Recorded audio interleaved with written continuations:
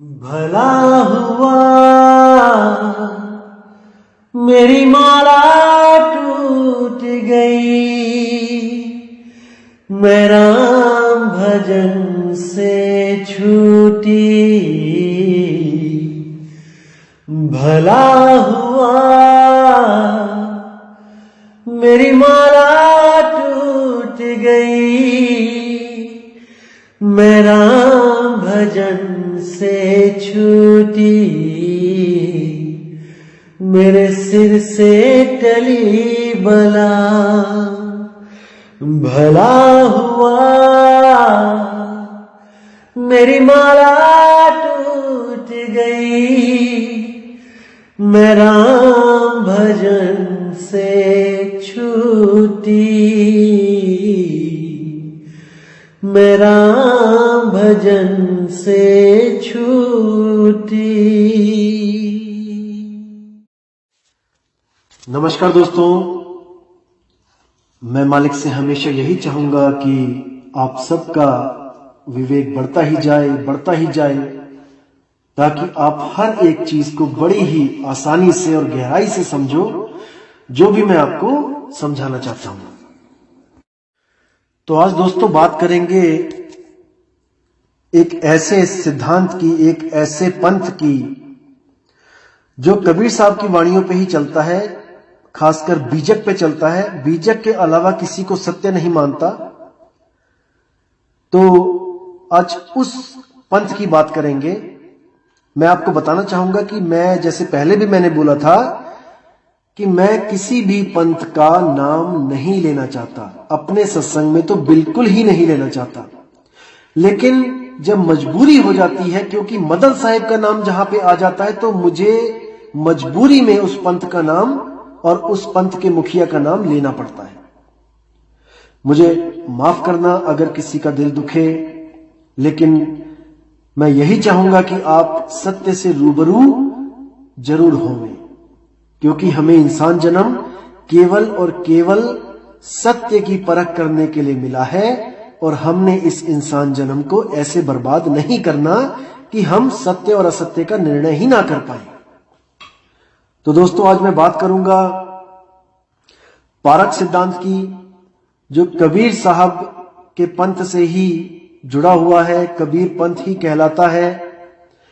लेकिन ये पंथ कबीर साहब को एक आम इंसान समझता है, मानता है। ये पंथ ये भी नहीं मानता कि कबीर साहब बिना मां बाप के इस दुनिया में आए। आप किसी भी पारक सिद्धांत वाले किसी महात्मा से बात करेंगे और कबीर साहब के बारे में पूछेंगे, तो वो आपको सीधे स्पष्ट लफ्जों में बोल देंगे कि भाई, जैसे हम इस दुनिया में आए हैं, वैसे ही कबीर साहब इस दुनिया में आए हैं, गर्भ में 9 महीना उल्टा लटक के। दोस्तों कसूर इनका नहीं है, बिल्कुल नहीं है, क्योंकि साहिब कहते हैं, जल परमाने माछली और कुल परमाने शुद्धि, जिसको जैसा गुरु मिला उसकी वैसी बुद्धि। जल परमाने माछली यानी कि जितना जल होगा उसी के हिसाब से मछली उस तालाब में, उस नदी में, इस समुद्र में मिलेगी।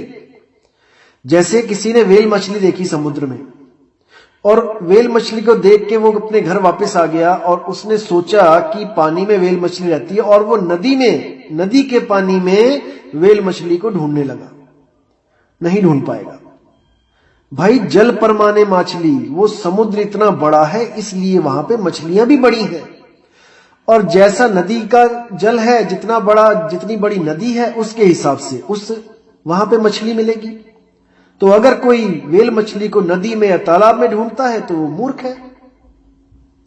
इसी तरह कुल परमाने शुद्धि, जैसा जिसका कुल होता है वैसी उसकी सोच समझ बन जाती है, सोझी आ जाती है उसको, और जैसा जिसको गुरु मिला वैसी उसकी बुद्धि। जैसा जिसको गुरु मिलता है उतनी ही उस शिष्य की बुद्धि चलने लग जाती है, क्योंकि गुरु से आगे तो जा नहीं सकती। इसलिए इन लोगों को जैसे गुरु मिले, इन्होंने उतना ही सत्य मानकर उसको अपना लिया। तो दोस्तों मैं बात करूंगा आज पारक सिद्धांत की, और एक इन्होंने ग्रंथ छापा था, मेरे संत बाबा जी अभिलाष दास जी ने इन्होंने एक ग्रंथ छापा था कबीर दर्शन, सन 1982 में इन्होंने वो ग्रंथ छपवाया था कबीर दर्शन, जिसमें इन्होंने उन सब पंथों के बारे में व्याख्या की जो भी कबीर साहब से जुड़े हुए थे, जिसमें नानक जी, गरीबदास जी, भीखा जी, धर्मदास जी, इन सबका नाम जोड़ते हुए इन्होंने मदन साहिब का भी नाम वहां पे जोड़ा कि इनको भी कबीर साहब ने दर्शन दिए। अब इन्होंने वहां पे मेंशन किया कि हाँ, ये कहते हैं कि कबीर साहब ने दर्शन दिए, लेकिन असल में बात यह है कि ये मानते नहीं हैं कि कबीर साहब किसी को दर्शन दे सकते हैं। ये क्या सोचते हैं कि एक बार जो जीव यहां से चला गया, जो इस दुनिया से चला गया, वो वापस नहीं आ सकता।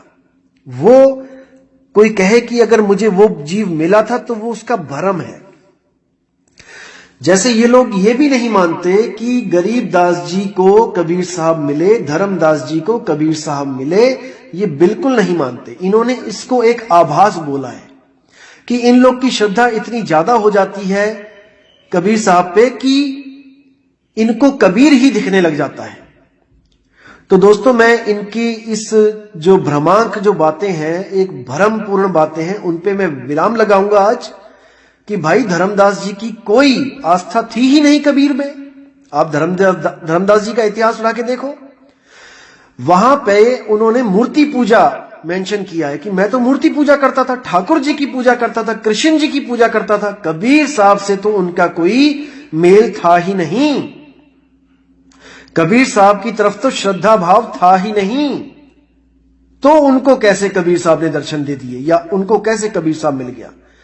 भाई, मन का तो ये खेल है कि आप जिस गुरु से आपकी श्रद्धा जुड़ जाती है, ये मन उसी के रूप में उस जीव को दर्शन दे देता है और वो जीव सोचता है कि मुझे गुरु ने दर्शन दे दिए।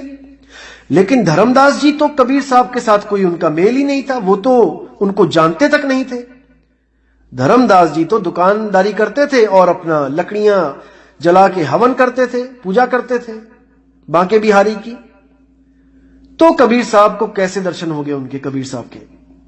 तो ये बिल्कुल फिजूल बातें हैं जो ये अपने पंथों में इन्होंने चला रखी हैं।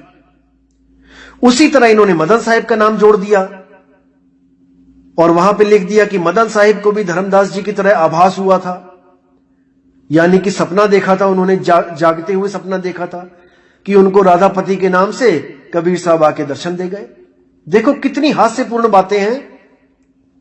भाई, कोई और दर्शन नहीं दे गया, केवल कबीर ही क्यों दर्शन दे गए?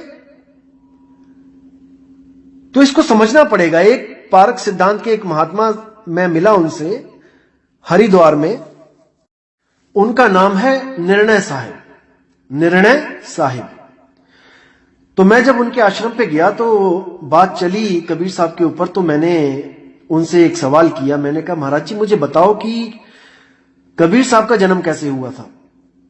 तो उन्होंने कहा, भाई कैसे होता है जन्म, जैसे हमारा आपका हुआ वैसे कबीर साहब का हुआ है।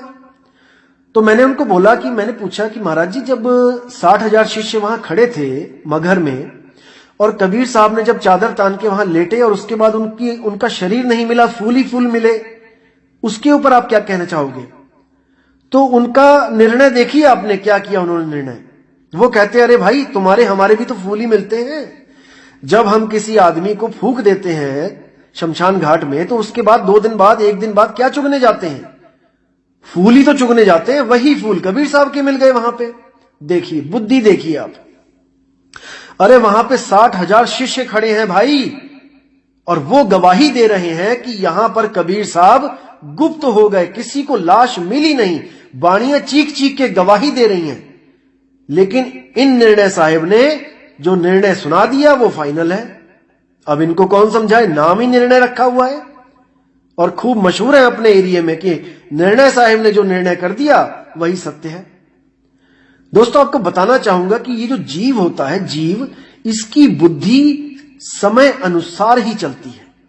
इसकी बुद्धि काल के हाथ में है, प्रकृति के हाथ में है। आपको उदाहरण देना चाहूंगा, आज से 500 साल पहले, 1000 साल पहले जो जीव था वही जीव आज भी है। लेकिन केवल बुद्धि में फर्क है। कैसे? आज से 1000 साल पहले भी लोग थे, जीव थे, 5 तत्व संपूर्ण थे, उसमें जो चेतना थी वो भी संपूर्ण थी, लेकिन उनकी सोच यहीं तक सीमित थी कि अगर हम किसी से कोई बात करना चाहें जो दूर रहता है, तो हम या तो उसके पास जाके बात करेंगे 100 किलोमीटर 150 किलोमीटर का सफर करके, या फिर हम कोई संदेश भेजेंगे संदेश वाहक के द्वारा, जैसे कबूतर के पैर में कोई चिट्ठी बांध के भेज दी, या फिर किसी ट्रेंड कुत्ते को भेज दिया, संदेशा भेजना वहां पे भिजवा दिया, किसी बाज के पैर में कोई संदेश भिजवा दिया। तो इतनी बुद्धि चलती थी उस समय। जीव वही था जो आज है। वो कभी सपने में भी नहीं सोच सकता था कि आज हम 2018 में 2019 में हम फोन पे बात भी कर सकते हैं और एक दूसरे को देख भी सकते हैं, वीडियो चैट देख सकते हैं, एक दूसरे को कर सकते हैं, क्योंकि बुद्धि प्रकृति से बाहर की बात सोच ही नहीं सकती। दोस्तों, आज जो हमारे लिए इम्पॉसिबल, जो हम सोचते हैं कि वो इम्पॉसिबल है, जो आज दोस्तों 1000 साल बाद वो भी पॉसिबल हो जाएगा, क्योंकि ये बुद्धि विकसित होती जाएगी। तो जिस प्रकार अभिलाष दास ने, उन महात्मा जी ने सोचा अपनी बुद्धि के द्वारा कि ऐसा कैसे हो सकता है कि जो इस दुनिया को छोड़ के चला गया, कबीर साहब जो चले गए, 100 साल बाद धर्मदास जी पैदा हुए और 70-80 साल के थे तब कबीर साहब उनको मिले, यानी 180 साल का फर्क कबीर दर्शन का। जो कबीर साहब जा चुके हैं और वापस आ रहे हैं लगभग 170-80 साल बाद, कैसे कबीर साहब आ सकते हैं? ये बुद्धि उनकी इतनी नहीं चली जो इस बात को हजम कर सके। तो उन्होंने इसको झूठ बोल दिया कि ये झूठ है। बिल्कुल उसी प्रकार का झूठ है जिस प्रकार का झूठ 1000 साल पहले का आदमी सोच के बैठा था कि हम लोग एक दूसरे को किसी प्लास्टिक के डब्बे में, जिसको आज मोबाइल कहते हैं, नहीं देख सकते। आज की बातें उस जीव के लिए झूठ थीं, लेकिन अगर वही जीव आज आके देखे तो वो अपने उस झूठ पे शोक करेगा, रोएगा, पछताएगा और ये मानेगा कि मेरी बुद्धि इतनी काम नहीं कर सकती थी उस समय में जितनी बुद्धि आज काम कर रही है। इसी प्रकार अगर अभिलाष दास साहिब को सत्य का बोध हो जाए तो आज वो उसी तरह पछताएंगे जैसे वो 1000 साल पुराना मनुष्य पछता रहा था।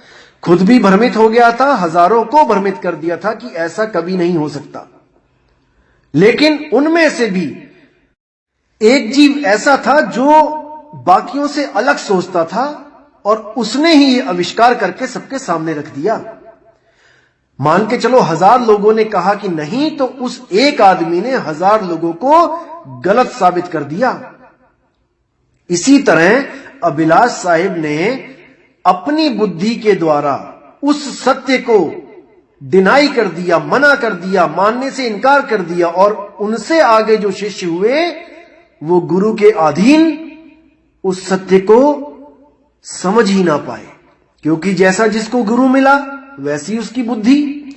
आज आप पारक सिद्धांत के किसी भी महात्मा से बात करोगे कबीर साहब के बारे में तो वो है तो कबीरपंथी ही, वेशभूषा कबीरपंथी की पहनेगा, लेकिन कबीर साहब को भी एक सिरे से खारिज कर देगा कि वो परमात्मा नहीं है, वो आपके और मेरी तरह ही एक जीव थे। अरे अगर वही जीव थे तो आप उनकी वाणी क्यों लेके चलते हो कबीर बीजक? आप अपनी वाणी लो, आप भी तो एक जीव हो। आप अपनी वाणी उठाओ, कबीर बीजक को खारिज कर दो एक सिरे से। खारिज तो आपने कर ही दिया है। कबीर बीजक की जो साखी 1 से लेके 7 तक है, वो बुढ़ानपुर गद्दी पे मैंने एक किताब थी, एक बीजक की किताब छपी थी जिसपे लिखा था कि 1 से लेके 7 की वाणी जो है वो मनमुख वाणी है, वो गुरुमुख वाणी नहीं है। देखो वाणियां तक बांट दी इन्होंने कि ये मनमुख है, ये गुरुमुख है, ये मायामुख है, ये गुरुमुख है, यानी कि जो तुम्हें समझ नहीं आई, जिसका भेद तुम्हें नहीं पता है, वो तुमने बना दिया मनमुख वाणी, और जो तुम्हें समझ में आ गई वो बना दी तुमने गुरुमुख वाणी। अरे भाई, अगर 1 से लेकर 7 तक मनमुख वाणी है तो अगली बार जो आप बीजक छापोगे, मनमुख वाणी को निकाल दो, असार को निकाल दो। परख किस चीज की कर रहे हो आप? आंख देख के मक्खी कोई नहीं निगलता। अगर आपको पता लग गया है कि 7 वाणियां ये मनमुख वाणियां हैं, आप इसको बीजक से हटा दो। क्यों नहीं हटा देते? लेकिन नहीं हटा सकते, क्योंकि ये आपकी खैरात नहीं है, ये कबीर साहब का ग्रंथ है। आप इसमें छेड़खानी नहीं कर सकते, नहीं कर सकते, नहीं कर सकते। लेकिन आप लोगों ने जो लोगों को भ्रमित किया है कबीर साहब का नाम एक जीव बना के उनको, परमात्मा आपको कभी माफ नहीं करेगा। अब जब कबीर साहब की बाणी ये लोग पढ़ते हैं कि सार शब्द से बाची हो मानो एतबारा, अक्षर पुरुष एक पेड़ है निरंजन वाकी डारा। अब इसका अर्थ क्या करते हैं ये लोग कि सार शब्द क्या है, सार नाम क्या है? सार नाम निर्णय का नामा। देखिए, यानी कि आप जिस दोहे का निर्णय करते हो, यानी कोई दोहा है, अगर आप उसका जो अर्थ करते हो दोहे का, वो अर्थ ही सार है। बुद्धि देखिए, आप कह रहे हैं कि अर्थ ही सार है। जैसे आप 10वीं 12वीं में थे जब, तब आपको सवाल आता था कि इस कहानी का सारांश लिखें। यानी कि कहानी होती थी कम से कम 2000 शब्दों की और सार होता था 100 अक्षरों का, कि 100 शब्दों में आप इस कहानी का सार लिखें, तो यानी निचोड़। अरे वो तो किताबी ज्ञान है भाई। इसी तरह दोहे का सार आप लिख दोगे, ठीक है, किताबी ज्ञान है। लेकिन साहिब क्या कह रहे हैं? साहिब ये नहीं कह रहे कि मेरे दोहे का अर्थ करते जाओ, उससे काल से बच जाओगे। सार शब्द से बाची हो मानो एतबारा, अक्षर पुरुष एक पेड़ है निरंजन वाकी डारा। अगर उस काल से बचना चाहते हो तो सार शब्द का निर्णय करो कि सार शब्द क्या है। बीजक की 1 से लेकर 7 साखी में शब्द की ही महिमा गाई है, लेकिन इन्होंने शब्द को ही खत्म कर दिया है कि शब्द कुछ होता ही नहीं है। और क्या साखी सुनाएंगे कि तुझसे पूछूं पंडिता शब्द बड़ा की जीव। अरे भाई, यहां कोई एक शब्द नहीं है जो कबीर साहब कहते हैं कि शब्द बड़ा की जीव। यहां पर कबीर साहब उन शब्दों की बात कर रहे हैं जो जीव के द्वारा प्रकट हुए हैं। एक जीव जिन 52 अक्षरों को बनाता है, वो शब्द जीव से बड़ा नहीं हो सकता। यानी 52 अक्षरों की बात कर रहे हैं, इन भजनों की बात कर रहे हैं, इन वेदों पुराणों की बात कर रहे हैं कि इन वेद पुराणों को जीव ने बनाया है, तो शब्द बड़ा की जीव। जीव ही बड़ा है, लेकिन जीव भी कैसे बड़ा हो गया शब्द से? जहां सार शब्द की बात आती है वहां जीव छोटा है। बहुबंधन से बांधे एक बेचारा जीव, और कै बल छूटे आपने जे न छुड़ाए पीव। जब तक पीव नहीं छुड़ाएगा वो बंधन में जीव रहेगा। और किस चीज से पीव छुड़ाएगा? सार शब्द से बाची हो मानो एतबारा। सार शब्द से जीव बचेगा, जिसके लिए साहिब ने बोला है कि शब्द शब्द बहुआंतरे और सार शब्द गही लीजे, और कहे कबीर जहां सार शब्द नहीं धृग जीवन सो जीजे। कि हे जीव, अनंत शब्द हैं इस दुनिया में, लेकिन तू सतगुरु के पास जाकर उनकी विवेक के द्वारा उसको परख के उस सार शब्द का निर्णय कर कि सार शब्द क्या है। केवल सतगुरु ही तुझे सार शब्द दे सकते हैं, उसका लखाव कर सकते हैं, और बाकी जितने भी असार शब्द हैं उनको वो छुड़वा सकते हैं। अरे सोई गुरु पूरा कहा है, 2 अक्षर का भेद बताए, एक छुड़ाए एक लखाए, तब प्राणी निज घर को जाए। तो ऐसा गुरु ढूंढ जो तुझे सार शब्द और असार शब्द में भेद बता दे। अरे सार शब्द एक वस्तु है सौदाकर भाई। सार शब्द एक वस्तु है, जिस वस्तु को प्राप्त करके आप काल से बच सकते हो, वरना काल के मुंह में जाना ही पड़ेगा। वस्तु कहीं ढूंढे कहीं कैसे लागे हाथ, और गुप्त वस्तु तब मिले भेदी लीजिए साथ। वो भेदी गुरु जब मिलेगा उस गुप्त वस्तु का लखाव करेगा जो स्वयं आप हो, जो आप ही हो। केवल अपने स्वरूप को भूलने के कारण आप जन्म मरण में फंसे पड़े हो।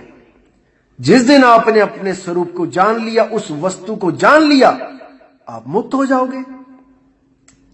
तो मीराबाई भी कहती है, वस्तु अमोलक दी मेरे सतगुरु और कृपा करे अपनायो, पायो में राम रतन धन पायो।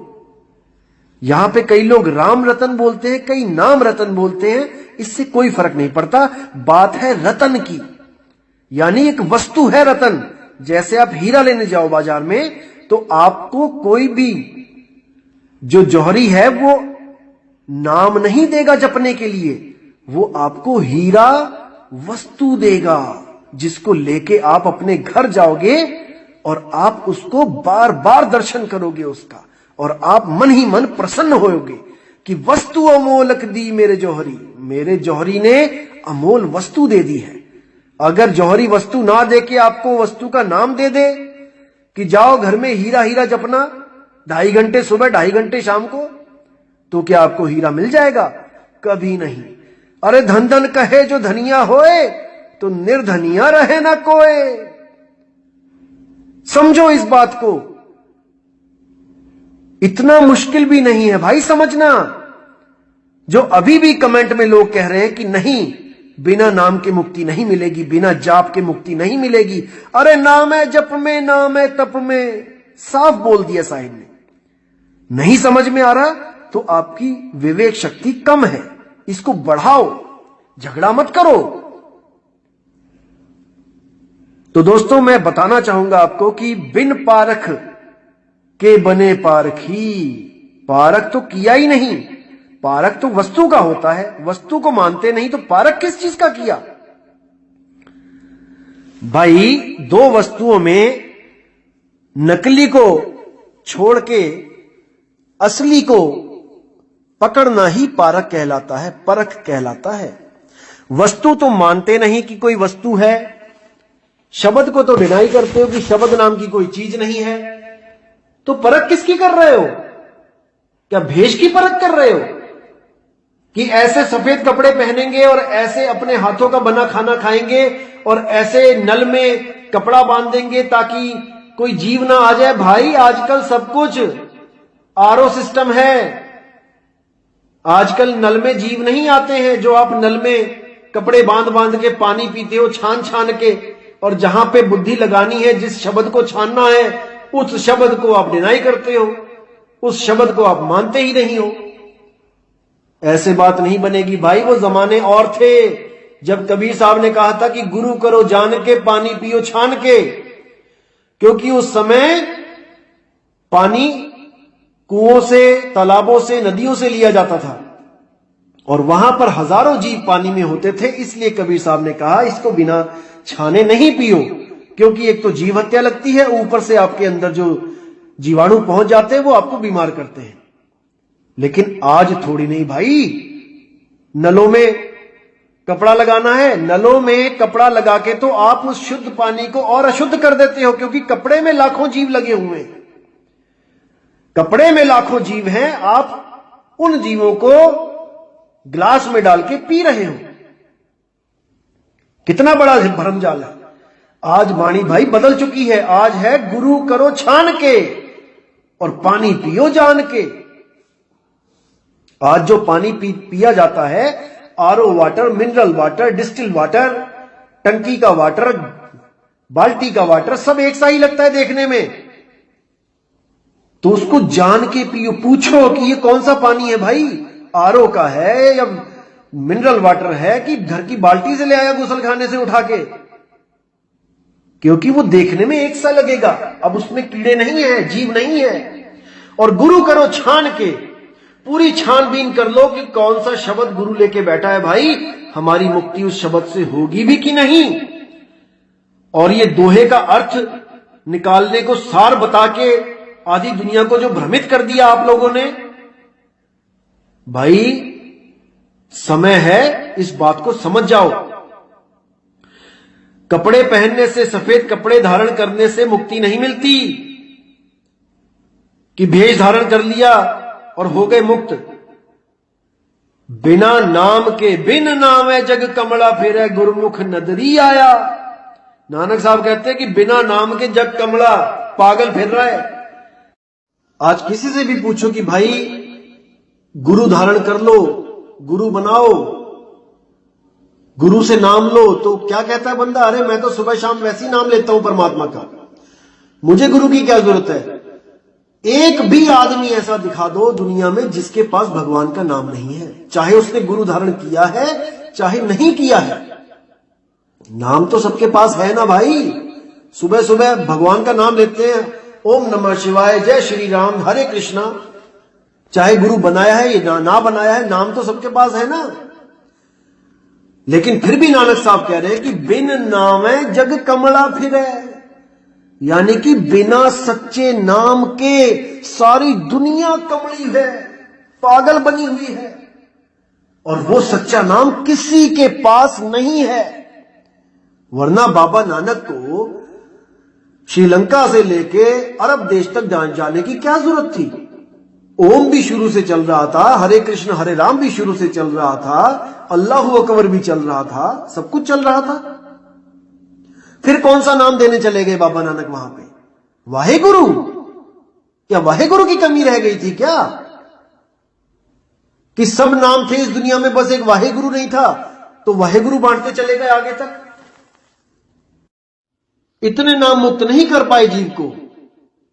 एक नाम की कमी थी, वाहेगुरु की।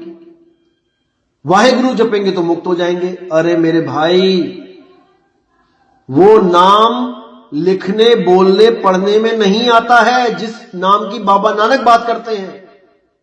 अखा वाजो वेखना, बिन कन्ना सुनना, और पैरा वाजो चलना, बिन हथा करना।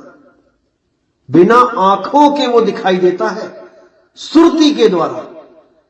कबीर साहब कहते हैं, सुरत से देख ले वह देश, और देखत देखत दीखन लागे, मिट जाए सकल अंदेश, सूरत से देख ले वह देश।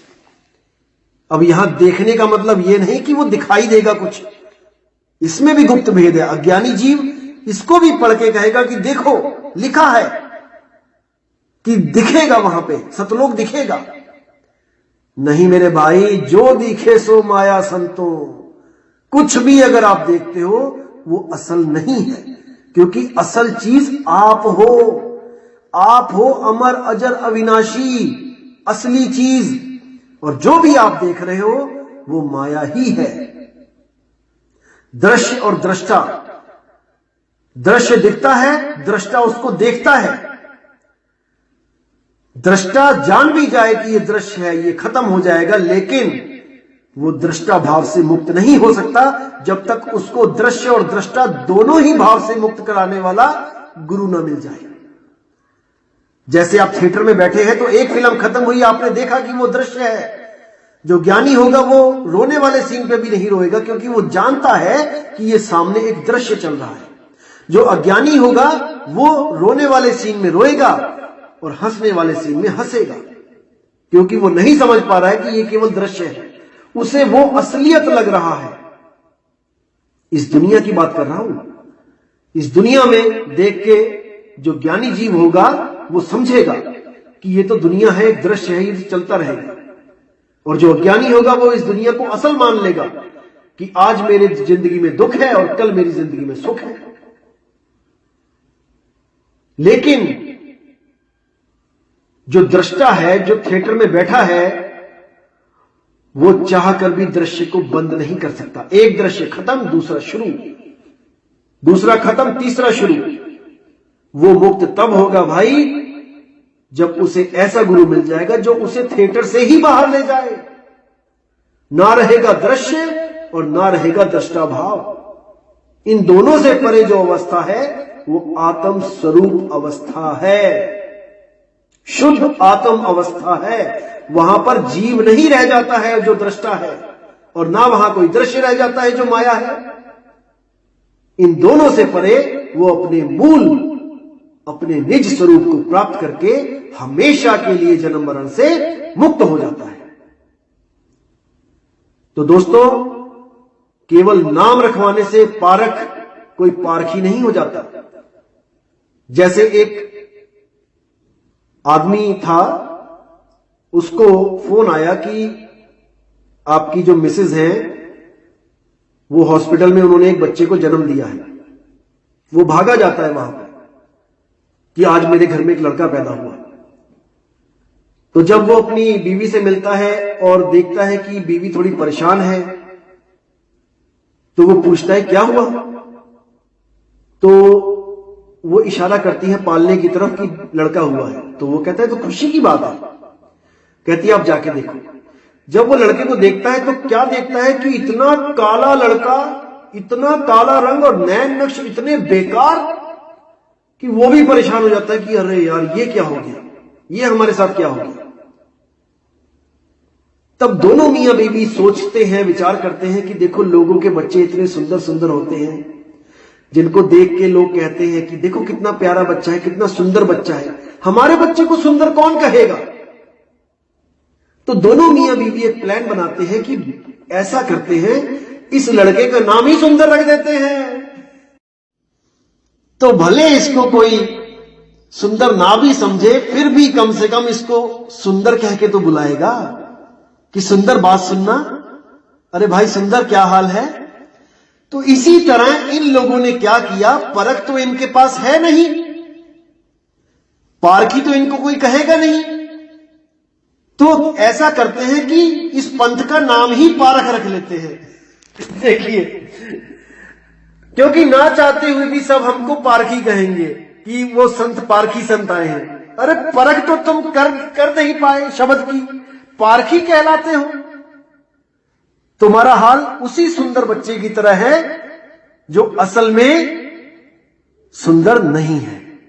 आप वो पारखी संत हो जिनके पास परख ही नहीं है, केवल नाम के पारखी हैं। और आपने मदन साहिब की जो उनके बारे में जो लिखा है कि उनको सुपने की तरह या उनको भ्रांति हो गई, कोई भ्रम पड़ गया कि कबीर साहब आए हैं, ये आपकी एक छोटी बुद्धि का उदाहरण है जो आप अभी नहीं समझ पाओगे। जब अंत समय आएगा तब आपको समझ में आएगा कि शब्द की आखिर महिमा क्या होती है।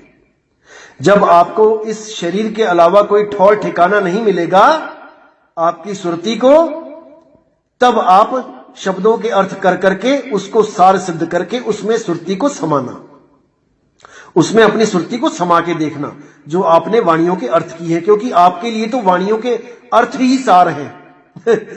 देखिए, तो मैं परमात्मा से दुआ करूंगा कि जो अभिलाष दास साहिब के जो शिष्य हैं उनको मालिक इतना विवेक प्रदान करे कि वो अपने गुरु से हुई गलती को, उस भूल को वो ना दोहराएं और उस भूल को सही करके एक सही मार्ग में आगे बढ़ें। क्योंकि देखो, जिसने गलती करी वो तो जा चुका है इस दुनिया से। अभिलाष साहिब जो थे वो इस दुनिया को छोड़ के जा चुके हैं और जाएंगे भी कहां, वो वापस ही आ गए होंगे कहीं ना कहीं, क्योंकि सार शब्द में तो सुरती टिकी नहीं। जब सार शब्द ही नहीं है तो सुरती कहां टिकेगी। क्योंकि साहिब कहते हैं, सुरत फंसी संसार में तासे पड़ गई दूर, और सुरत बांध स्थिर करो आठों पहर हुजूर। कहां स्थिर करोगे जब सार शब्द ही नहीं है, तो स्थिर कहां किया, कहीं भी नहीं। वो यहीं पे होंगे, यहीं आना पड़ेगा उनको, क्योंकि ठिकाना सार शब्द ही पक्का है। ये देह तो कच्चा ठिकाना है। इस कच्चे ठिकाने को छोड़ के पक्के ठिकाने पे पहुंचना है सुरती को, तब मुक्ति मिलेगी भाई। वरना जुबानी खर्ची है ये कि हम पारखी बन गए हैं। एक अबोहर मलोट के पास एक पारखी कहलाते हैं, वहां पे एक साधु, उनका आश्रम है। तो मैं भ्रमण करता करता वहां पहुंचा एक बार, तो वहां पर सत्संग था उस दिन, तो मैं भी वहां पे गया। मुझे भी कुछ प्रेमी भक्तों ने इनवाइट किया कि आप आइए सत्संग में। चला गया मैं। तो वहां पे सत्संग हुआ और बात चली कि मुक्ति कैसे मिलेगी। तो वहां पे एक महात्मा जी हैं, नाम नहीं लूंगा मैं उनका, तो उन्होंने बोला कि चेतन, जो जड़ और चेतन होता है, उसमें जो चेतन है उसी को समझना है कि चेतन इस जड़ में फंसा हुआ है और इन जड़ को ही चेतन पूज रहा है। इन जड़ को पूजना छोड़ दे तो वो चेतन स्वयं ही मुक्त है। तो मैंने उनसे पूछा कि भाई जड़ को पूजना छोड़ दे, ठीक है, ये ज्ञान तो किताबों में भी हम लिख सकते हैं कि भाई जड़ चीजों को पूजना छोड़ दो और आप तो चेतन हो ही, आप मुक्त हो गए। क्योंकि वो बोले कि मुक्त हमने जड़ पदार्थों से होना है, जड़ जगत से मुक्त होना है, चेतन तो हम स्वयं हैं ही। यानी कि चेतन ने जड़ को पकड़ रखा है, जड़ की पूजा कर रहा है, इसलिए वो बंधन में है। जब गुरु मिलता है तो चेतन का लखाव कराता है कि हां भाई तू चेतन है और तूने जड़ की पूजा कर रहा है, इसलिए तू बंधन में है, जड़ को छोड़ दे।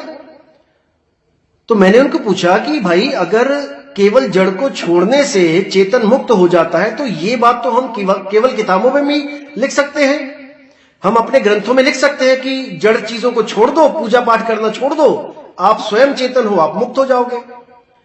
तो इतना पढ़ के तो कोई बेवकूफ भी समझ जाएगा कि क्या लिखा है, कि जड़ को छोड़ना है और जड़ वस्तु वहां पे मेंशन कर देंगे कि ये चीज जड़ होती है। भाई मूर्ति पूजा, मंत्र पूजा, तीर्थ व्रत, ये सब जड़ है, जड़ वस्तुएं हैं।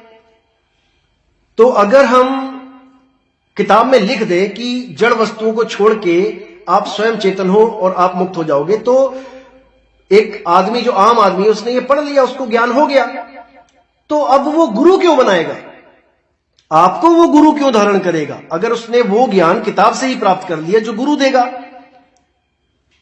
तो वो बोले कि हां अगर किताब से भी पता लगता है तो कोई बात नहीं, गुरु बनाने की जरूरत नहीं है, आप बिना गुरु के भी मुक्त हो जाओगे, क्योंकि गुरु भी वही बता रहा है जो किताब में लिखा है। वाह। तो पूरी रात बहस हुई इसी बात पे, पूरी रात इसी पे ज्ञान चर्चा चली कि मैंने किताब में पढ़ लिया कि डूबने से बचना है तो तैरना सीखना पड़ेगा, तैर के डूबने से बचा जा सकता है, मुझे ज्ञान हो गया। अब कोई भी मुझे पूछेगा कि भाई बचा कैसे जाएगा डूबने से, तो मैं क्या बोलूंगा कि तैरने से, मुझे ज्ञान है, मैं ज्ञानी हो गया हूं, मुझे पता चल चुका है कि तैर के ही डूबने से बचा जा सकता है। लेकिन भाई मुझे ज्ञान किताबी हुआ है, मुझे केवल यह पता लगा है कि तैरने से हम, अगर हमें तैरना आता है तो हम डूबने से बच सकते हैं, लेकिन हमें इतना पढ़ के, इतना ज्ञान लेके तैरना नहीं आ गया, उसके लिए हमें गुरु धारण करना ही पड़ेगा जो हमें एक विधि देगा, और तब हम उस विधि को जब अपनाएंगे तब हम इस जन्म मरण से मुक्त होंगे। तो इतनी सी बात उन महात्मा के दिमाग में नहीं गई, पूरी रात बहस करते रहे कि नहीं ऐसा नहीं है, ऐसा नहीं है। एक बच्चा भी समझ सकता है इस बात को, एक छोटा सा बच्चा, नादान बच्चा भी समझ सकता है, और ये इतनी सी बात को नहीं समझ पा रहे हैं और पारखी कहला रहे हैं कि हम पारखी संत हैं। तो कितने बड़े भ्रम में ये खुद फंसे हैं और इतने जीवों को उलझा रहे हैं। तो मैं इन लोगों से यही विनती करूंगा कि भाई अभी समय है, अभी कुछ नहीं बिगड़ा है, गलती इंसान से ही होती है, लेकिन असली इंसान वो होता है जो अपनी गलतियों को सुधार लेता है। अभी आपके पास समय है, आप दोबारा बीजक पे विचार करो और उस सार शब्द को समझो उस सार शब्द को, जिसके लिए बाबा नानक कहते हैं तेरा एक नाम तारे संसार, मैं एहो आस एहो आधार, नानक नीच कहे विचार, और धानक रूप रहा करतार। वो एक नाम जब मिल जाता है तो सारा संसार उस एक नाम से पार हो सकता है। एक नाम की महिमा है। लेकिन यहां पर अज्ञानियों ने 5 नाम, 7 नाम, 10 नाम, अनंत नाम, पता नहीं कितने नाम इस दुनिया में बना दिए और हर जीव को उसमें उलझा दिया। तो नानक साहब कहते हैं, जे तू पढ़िया पंडित बिंदो आखर दो नामा, और प्रणवत नानक एक लंगाए और जे कर सच समावा। कि अगर पंडित बचना है तो ऐसा गुरु ढूंढ ले जो तुझे 2 अक्षर, 2 नाम, 2 शब्द का भेद बताए। जो शब्द उलझाता है उसको छुड़वा दे, और जो शब्द सुलझाता है उसका लखाव करा दे। एक शब्द सुख रास है, एक शब्द दुख रास, एक शब्द बंधन काटे और एक गढ़ की फांस। साहिब कहते हैं, इस दुनिया में 2 तरह के शब्द हैं। एक वो है जो सच्चा सुख देते हैं, और एक वो है जो सच्चा दुख देते हैं। दुख देने वाले बंधन कारक शब्द को छुड़वा दे और उस सत्य शब्द का, सच्चे नाम का, सत्य नाम का लखाव करा दे। वही गुरु आपको पार कर सकता है, अन्यथा हर गुरु आपको 52 के जाल में उलझा देगा। कंठी का जाप कर लो, भोजन का जाप कर लो, नहाने का जाप कर लो, धोने का जाप कर लो, दुनिया भर के मंत्र पकड़ा देगा। नहाते वक्त ये गाना है, खाते वक्त ये गाना है। भाई, ये मंत्र तंत्र हमने ही बनाए हैं, एक इंसान ने बनाए हैं, वो भी केवल दुनियादारी को इजी करने के लिए, ना कि इन मंत्रों तंत्रों से कोई परमात्मा की प्राप्ति होती है, कभी नहीं। तो कबीर साहब, जिनको आप एक आम जीव समझते हो, वो आम जीव नहीं है भाई। वो कुछ और चीज है जो आपकी बुद्धि से परे की बात है। उस चीज को जानने के लिए आपको एक भेदी सतगुरु, उसकी जरूरत है। तो साहिब क्या कहते हैं गुरु ग्रंथ साहब में, गंगा की लहर मेरी टूटी जंजीर और मृग छाला पे बैठे कबीर। कहे कबीर कोई संग न साथ, जल थल राखन है रघुनाथ। यानी वो शब्द गुरु हर जगह आपकी रक्षा करेगा, हर जगह। उस सुरती को मूल ठिकाने पे एक सतगुरु, भेदी गुरु पहुंचाता है, भेद बताता है, तभी वो पहुंचती है। और जो शब्द गुरु होता है वो उस सुरती को उठाता है, खींचता है, ताकि वो दोबारा किसी गर्भ में ना चली जाए, किसी जून में ना चली जाए। तो वाणी में आता है, तोड़ी ना टूटे छोड़ी ना छूटे, ऐसी माधो खींच तनी, मऊ लालन स्यों प्रीत बनी। कि अब वो शब्द गुरु मेरा हाथ नहीं छोड़ेगा, मेरी सुरती को इस 3 लोक में धक्के खाने के लिए नहीं छोड़ेगा। अब वो मुझे सदा सदा के लिए अपने में स्थिर कर लेगा, सहज कर देगा। जैसे शब्द गुरु सहज है, वैसे ही मेरी सुरती सहज हो जाएगी। लेकिन कब होगी? जब सहज योग आपको प्राप्त होगा। इसी को धर्मदास जी कहते हैं, मेरे सतगुरु पकड़ी बाह, नहीं तो मैं बह जाता मैं इन 9 द्वारों में से मैं बह जाता। लेकिन मेरा सतगुरु अखंड नाम, अखंड शब्द, वो मेरी सुरती को 10वें द्वार से लेके गया, और जो 11वीं खिड़की बोला गया है जिसको, वो शब्द गुरु, उसमें उसने मुझे स्थित कर लिया। अब मेरा आना और जाना खत्म हो गया। दोस्तों, ध्यान देने वाली बात है कि 10वें द्वार से निकाल के उस 11वीं खिड़की में जाना है। जो योगी हैं वो भी 10वें द्वार से ही निकलते हैं, लेकिन उनके निकलने और हमारे निकलने में जमीन आसमान का अंतर होता है। ये जब भेद मिलता है सतगुरु का, तब पता लगता है कि एक योगी से, जो हठ योगी है, जो प्राण योगी है, जो राज योगी है, उनसे एक सहज योगी कैसे अलग है। जब भेद मिलता है और पूरी विधि बताई जाती है, तब समझ में आता है कि माजरा है क्या, गलती हो कहां रही है। तो इसको दोस्तों समझना है और अपनी विवेक की तलवारें ऐसी तीखी कर लो कि अज्ञान को काटते चले जाओ। मैं हमेशा यही अरदास करूंगा। तो अब मैं आपसे आज्ञा चाहूंगा और मालिक से अरदास करूंगा कि मेरे जितने भाई हैं जो इस पारक सिद्धांत में अभी जुड़े हुए हैं, जिनके पास अभी समय है, वो विचार करें, सार शब्द की वाणियों को समझें, उसके महत्व को जानें और एक ऐसा भेदी गुरु ढूंढे जो सार शब्द को भली भांति जानता है। तो दोस्तों विदा चाहूंगा मैं। जय गुरुबंदी छोड़ वैराग साहिब, जय गुरुबंदी छोड़ मदन साहिब, जय जय गुरुबंदी छोड़ सतगुरु सत्य कबीर साहिब की सदा ही जय हो। साहिब बंदगी सतनाम।